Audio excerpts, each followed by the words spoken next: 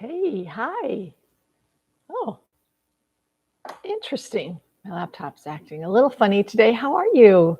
Thanks for coming back. Thanks for joining me. I know I'm just a tad early. Let me check the time here. Oh, I am early. Well, I'll wait a second then. Okay, how about that? And if you're here, I'd love to hear from you. How was your weekend? Mine was good. A little rough in some areas, but going through some stuff, but it's all good. You know, what I learned to do in this world, in this life over time is always to try and look at the bigger picture. And I'm just going to share that with you right now. Maybe we can discuss that later. But I always think it's important to, when we're going through a difficult time or we're supporting someone going through a difficult time in life, and it just feels like it doesn't make sense and it feels overwhelming, and it is important to look at the bigger picture. So I think I'm going to share that, make that a topic. How about that? I think that's important because it can really help with your peace of mind. It can help with your mental health, actually. It really can. It can help lift the burden of the emotional discomfort or pain that you might be feeling, especially on the behalf of somebody else. It's a really good, it's also great for spiritual growth as well, to trust spiritual growth as well, to trust and to have faith that whatever is happening in the moment that feels completely out of your control and painful and upsetting, that it will bring about either something better in your life or a very worthwhile lesson that's important and will lead to better understanding and peace. So all the difficult things that we go through in life, at some point we can see them as a benefit. So I'm not going to go any further on that. We'll make that for another day. I started early, so I thought I'd jump on that. But right now, we did discuss it a couple weeks ago, an appreciation. But there was a little more to be said, and it's also about communication. Don't you feel good? Doesn't it feel nice when someone acknowledges you? Someone appreciates you and they let you know, or they thank you, gave them a compliment, or maybe you helped them with a project or something, and they let you know. I think it's wonderful. And you know what?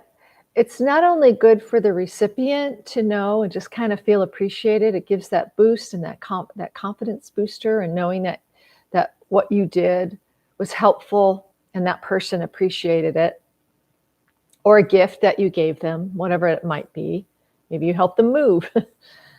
But excuse me.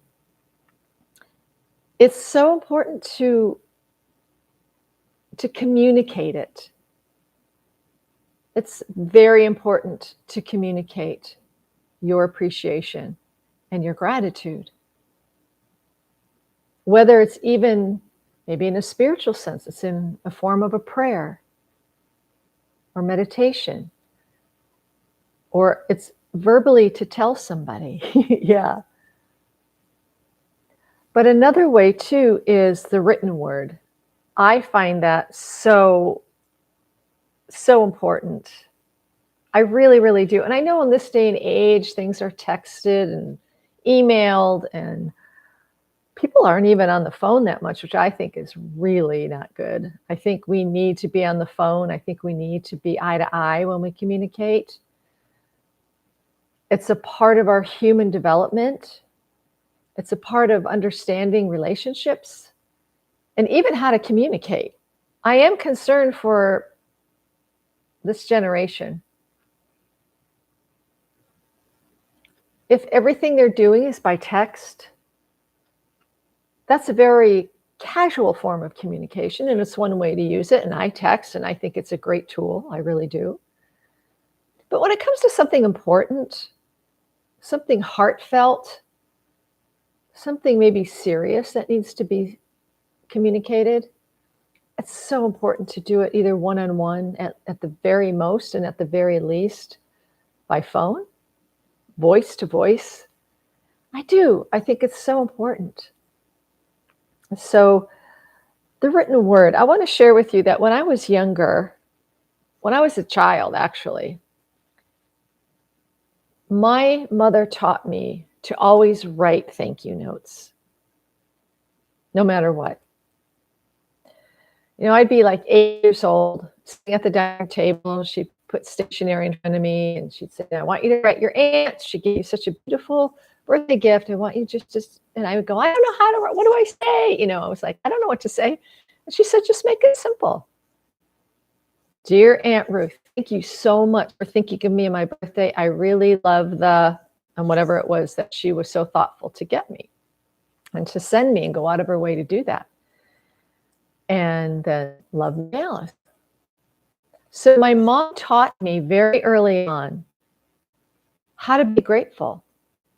And even though at the moment I'm 8 years old, I want to go out and ride my bike and be with my friends, I don't want to write a thank you note. That stuck with me. She knew what she was doing.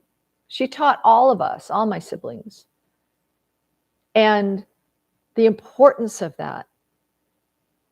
And then years later, my wedding came around and I was getting wedding gifts. I'm like, I felt overwhelmed, like, oh my gosh, I've got to write all, I come home from work but you know what?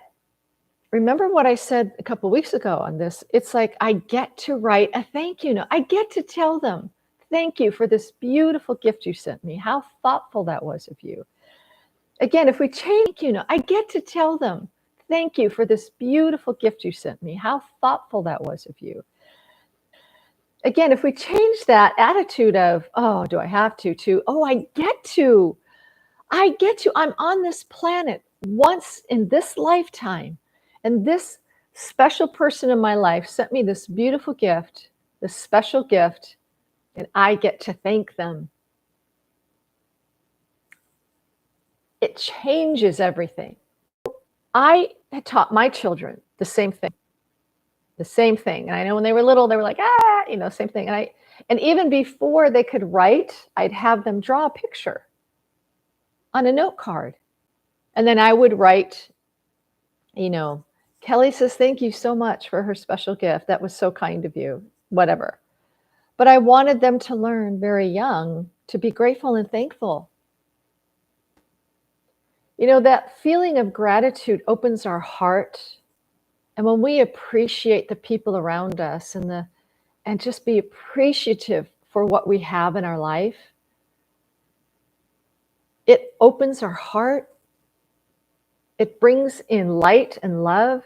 And we're so thankful that there's not a lot of room for other stuff to think about, I think. So spending time in the present moment a few times a day, just sitting quietly, breathing, your eyes can be open or they can be closed, and concentrate on this very minute. The people in your life, maybe your partner, your spouse, your children, relatives, friends. Grateful to have the job you have. Might not be your dream job, but maybe for now it's giving you skills and it's paying your bills. Just be thankful. It does open your heart the more you do it. You'll be surprised. So as I taught my children that, I remember every birthday, every Christmas, they were given a pad of paper and a pen. And as they opened each gift, they learned to look at the tag and say, okay, who's this from? Oh, it's from Grandma Jane. They write Grandma Jane, they'd open up the gift. Ooh, this is awesome. Try it on or whatever, play with it, whatever it was. And then they'd write next to Grandma Jane what the gift was. This taught them to be mindful of who the gift giver was and how to be thankful for it. And it got to the point in time that I didn't even have to remind them. They would write their thank you notes. And they still do it to this day. I've got piles of notes from my children and my grandchildren that are so precious and so sweet. This one is from my grandson from a couple months ago for his birthday gift. This one from my daughter, just saying, I'm thinking of you.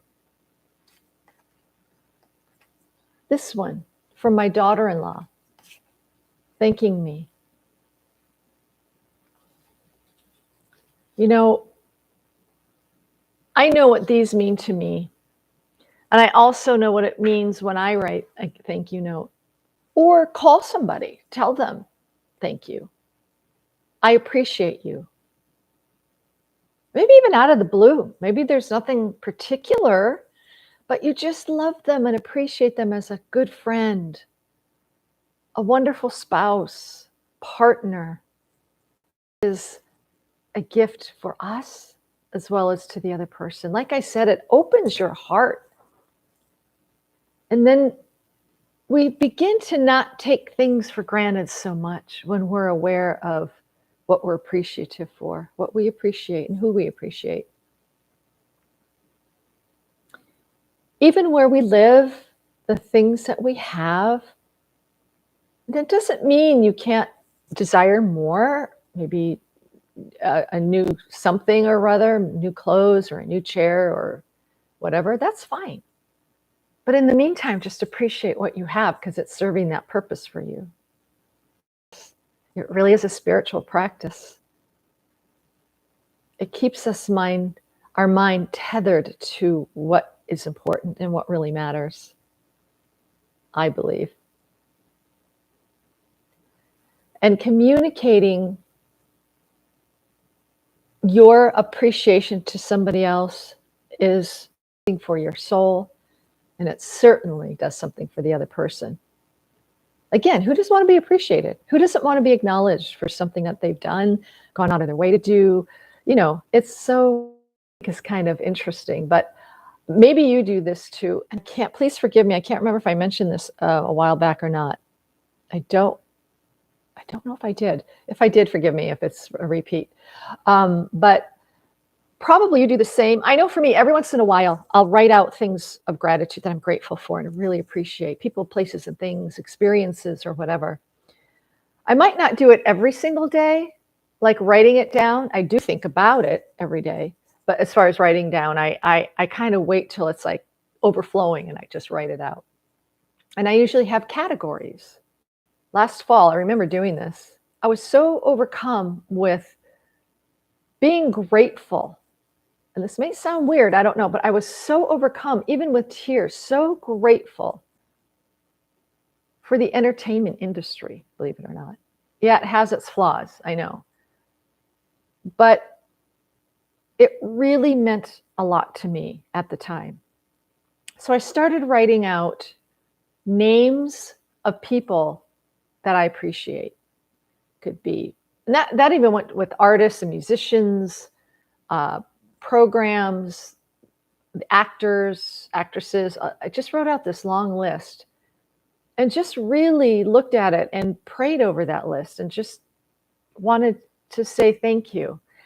And I'll give you one reason why. I don't know about you, but if I'm going through a tough time, I like to laugh. I like to try to all the time because they make me laugh. And one of them is 30 Rock. It's a program called 30 Rock. It was on, I don't know, I think it ended 12 years ago or something. I can't even remember. It's been a while. It was produced by Tina Fey. Now, Tina Fey was on the top of my list as someone I appreciate so much in the entertainment industry because she's so funny. She's so funny and she's down to earth and very clever, very intelligent, a good businesswoman as well, and just I don't know. I really, really connect with her. I'll put it that way. And I remember seeing her on SNL so many years ago. SNL meaning Saturday Night Live. And all that cast, as a matter of fact, I remember needing to laugh, and they brought me laughter. They could do that. Now, they didn't know what they were doing. They were just producing a show. They had to be funny. They were right, so it was something they do every week, and it wasn't a big deal for them. I know for me it was. And I still go to 30 Rock for a laugh. I've seen that show, all 7 seasons. I can't even tell you how many times. I'm embarrassed to say, but last night I was watching it, just a couple episodes, because I find it hilarious. And believe it or not, every time I see it, I'm like, how did I not notice that last time? So there's always something I can get out of it and get a laugh out of. I think it's really well produced. It's really, really funny. And I think it's still relevant. So that's one of the things. The other one is, there are other people that I admire. And if I wrote a thank you note, because that's how I'm programmed. When I want to thank them, it's just in me to do it. If I knew that they would actually get the letter and read it, I would do it. I know they do. I know how that works. Remember, I was married to an actor. I know how that works, that their assistants open them and they get damaged with letters and notes and stuff. So they would never get it. But in my heart, I appreciate them. So I know this sounds crazy, but it's just an area of my life that I decided to really be grateful for.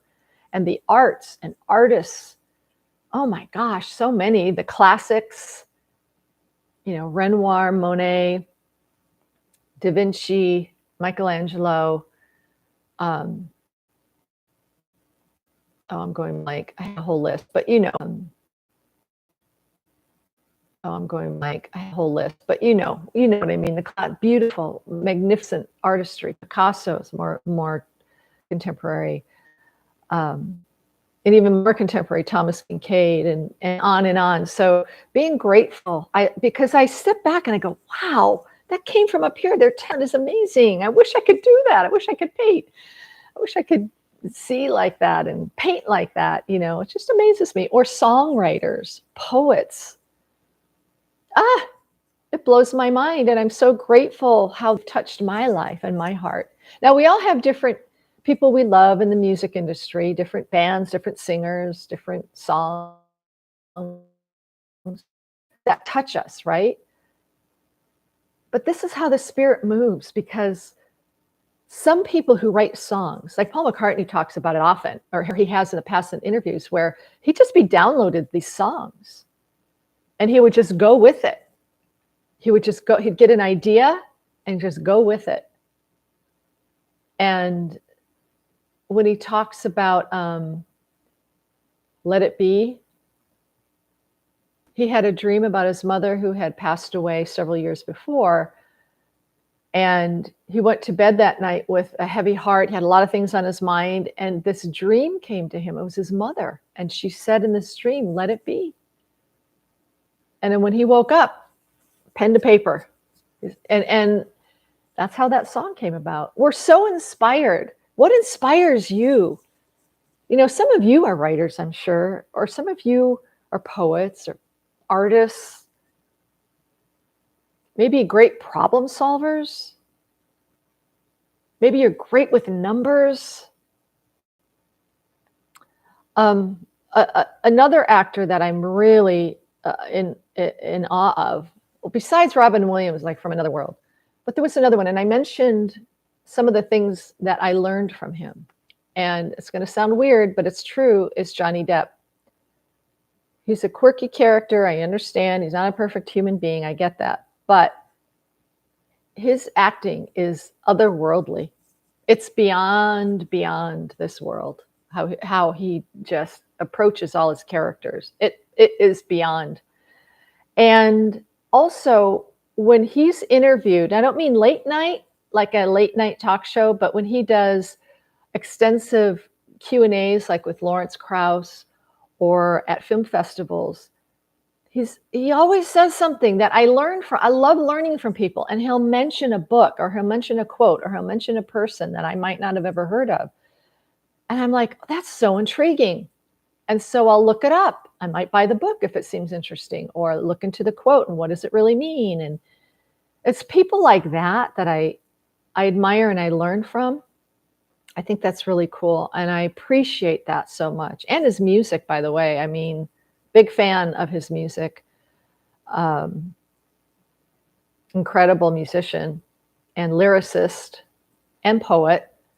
And he's an artist. So he's got a lot going for him. But I just appreciate it so much. And there's so many others. I know, again, it sounds weird. I'm talking about the entertainment business, but it really hit home to me. How many times do we go to Netflix or Hulu or even a TV show or go to the movies because it looks entertaining and we want to get lost in it, right? And it takes so much to produce those things. So many people are involved. And when you start breaking it down and you begin to appreciate what you're seeing, we want to get lost in the rom-com, or maybe it's a scary movie or a science fiction serious, we get lost in it. We love it because somebody came up with that story. Somebody thought of that screenplay. Somebody created the music. A composer for many movies. Incredible. And being thankful for him and grateful for him. So it's telling me something. My connection isn't great. Oh, I'm sorry. I'm sorry if it's not. I don't know what's happening. I hope it's okay. Anyway, so I'm saying all that because in this society. And I also feel like people want too many hacks to learn things.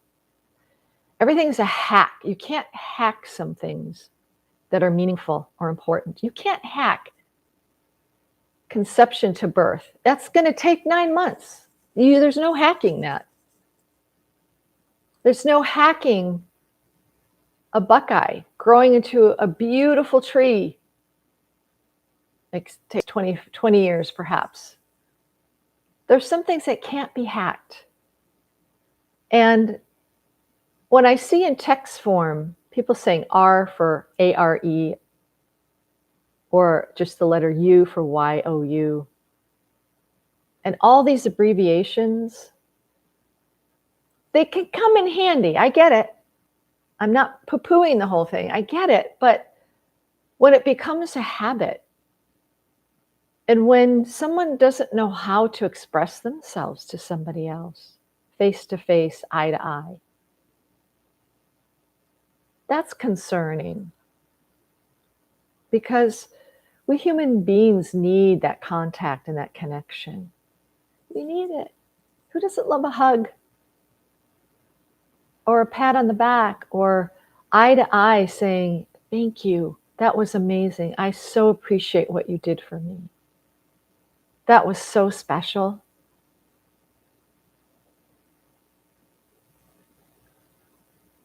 We need to communicate more. If I can be of one little helpful voice of encouragement today, is to express yourself and communicate the best way you know how, just being you and authentic. It's okay to say, I'm not sure how to say this, but, or even the difficult situations, even the difficult communications we need to make, even the ones that are very serious, maybe within a marriage or with your partner, and you need to discuss something that will help the relationship, or communicate a frustration, or communicate whatever. It's okay to start out with, I'm not sure how to say this. I'm not good at this, but I really want to share this with you. When you're honest and open that way, right away, there's that vulnerability that can touch another person's heart and mind and gets their attention. And that's special. Also, the words we say are important. How we speak, our tone of voice, That's important too. A lot of times it's just automatic, when we're excited, you know how that is. Sometimes even hard to find the right words when that excited. I know I do. But it doesn't matter if you're authentic and you're your real self and how you want to communicate. The more we do, even if we're super shy, this is the other thing. Sometimes people don't think, I'm speaking for myself, I should say, but I know there are a lot of people like this who think what they have to say doesn't matter. What they're sharing isn't important, or maybe they don't feel, I'm not that smart. Who am I? I don't know how to say that. I don't know what to say or how to say it, or I might sound dumb next to so and so. Speak up. That's their problem. If they think, if they're critical or whatever, or judgmental, that is the other person's problem. The more we talk, the more we speak up, the more we can share, we just get better at it. And you begin not to worry so much about made up criticism in our mind. Usually it's made up. But even if someone is not nice, that's about them. That's about them.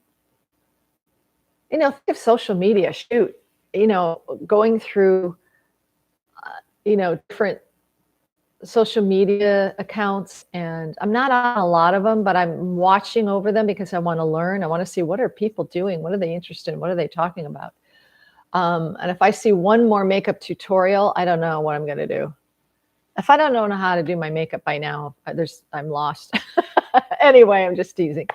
But the point is, when I see people posting horrible, nasty things, like the other day, I follow somebody who is interesting to me. You're a loser. You're a this. You're a that. Now, this is an award-winning musician. Come on. These people wish they could have half his talent. But, when I see people communicate like that, they don't like themselves. That's coming from a place of a programmed thinking of, they don't like themselves. They're projecting their self-hatred and self-dislike onto somebody else. And I know that's hard to see. And we want to react to that and respond. And, yes, delete them off your social media if that's happening. I don't think that's helpful for anybody. But to understand that they're coming from a place of a disordered mind and self-abuse, self-hatred. No one in their right mind talks like that, right? When I say right mind, I mean emotional and mental right mind. Love and feel good about themselves. They don't communicate that way. But it seems like in this world of social media, there's so much of that nonsense. And it shows how many people are just not okay and divisive. I wonder how they were programmed to think and believe things that if you don't agree with me, then, I'm done with you, or call them names or be mean, or especially in the political spectrum. That's crazy. It's like insane. It doesn't make sense. Talk about disordered. It's a disordered society. Societies can actually represent the consciousness of the people. And when there's that many people hating on others, we've got to fix it. We've got to do something. And I know it starts with one person. It starts with you, and it starts with me. And just being kind. Just being kind. If you feel like you want to say something nasty, just scroll on. Don't do it. Or write it out and delete it. I've done that. I've been so upset when I see certain things and I want to put my 2 cents in there. No one's going to care anyway. And I just delete it. I'll write it to get it out of my system, and then I just delete it. Now I don't bother at all. I don't say much of anything anymore. Anyway, I'm grateful for technology of today. I think it's a wonderful tool. I think it's great to communicate certain ways and to get your point across, or to teach or to train or share good things. It's wonderful. It's just keeping it in balance within our lives. That's what's important. And teaching our kids, get off the screen. Get off the screen. Give them a time frame, whatever you think is appropriate between school and homework or whatever, and then they have to get off. And you know it's addictive when they're kicking and screaming. So it's good to start early on to communicate that with children, like the appropriateness of certain time frames of when you can be on your screen, or, watching TV or whatever, or video games, set an appropriate amount of time for the child, whatever their age is, so that they get used to the definite ending. Because if you wait, it's going to be a battle. So that's my 2 cents on that. But again, as I started out, be grateful and communicate your gratefulness. Communicate and say thank you. Write it out. Get yourself some stationery. I just go on Amazon and get some crane stationery or whatever, little thank you cards I keep on hand. And I have it on hand. And so if something arises, and I can just write a quick thank you note. I do it every birthday, every holiday. If I receive gifts from people or friends and family, I write a thank you note. Because I'm grateful they thought of me, that they went out of their way to do something special, that they knew me that well, that I knew I would like that certain thing. It means a lot to me, especially the older I get. I think the older we get, but I want to just, if you're young and you're listening to this, take note of what I'm saying. When you write a thank you note after an interview for a job, that is impressive. And they're going to take note of that. You'd be surprised how many ways you can just be grateful and thankful and appreciative in ways you probably not thought of before. Now, it doesn't mean you have to write a thank you note for everything, but people you meet, strangers, someone giving you a smile when you needed it, or holding the door open for you, always say thank you. Thank you. Always say thank you to whoever's opening the door for me. It's not done so much anymore. But when it does, I'm so happy, especially if my arm's full of like groceries or whatever. It's like, I'm very grateful. Because some, especially government stores here in the United States, they don't have the automatic doors, which to me is insane, because so many people come in with boxes to mail and their arms are full, and you have to open the door manually. And I think of all places, there should be the automatic doors. But anyway, I think that's silly that they don't, but there are still places that don't have automatic doors. And I appreciate it when someone's helpful. So, or I appreciate even that I can hold a door open, that I'm able to assist somebody. I like that. So I'm going to end it there today. Thank you for being here, and I appreciate it so much. And I'm going to throw my glasses on. Sherry, hi. Thank you. Sorry I didn't notice that earlier. So thank you for being here. I really do appreciate it very much. And I can only trust that down the line, whoever looks up, finds this video, that they find it helpful and accessible. And that whoever's watching, just know that you are an amazing human being. And you're a miracle on this planet. There's only one of you. And you matter so much. Thanks so much. And I'll see you Friday. Bye for now.